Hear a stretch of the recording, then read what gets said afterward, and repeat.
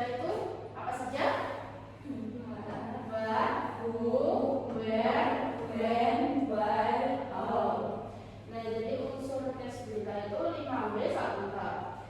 What itu apa yang terjadi, who siapa yang terlibat, where di mana peristiwa terjadi, when kapan peristiwa itu terjadi, yang kelima mengapa peristiwa itu bisa terjadi, yang keenam how bagaimana peristiwa terjadi.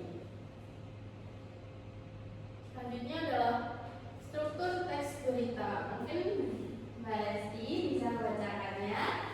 Yang pertama itu judul atau headline, yaitu menarik perhatian pembaca. Yang kedua teks berita atau lead, yaitu ringkasan inti berita.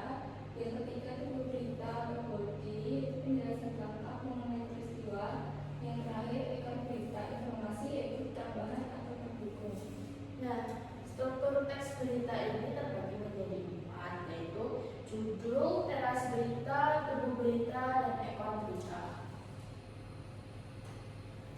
Nah, sekarang diskusi. Analisislah unsur 5W plus 1H pada teks berita berikut. Mungkin dari murid-murid ada yang ingin membacakan teksnya. Saya dulu. Baik, silakan. 2 remaja tenggelam di embung Kali Aji Sleman. 2 remaja dilaporkan meninggal dunia setelah tenggelam di embung Kali Aji, Turi Sleman pada Jumat pagi 5 Juni 2026. Peristiwa tersebut terjadi sekitar pukul 5 saat 3 pemuda berada di kawasan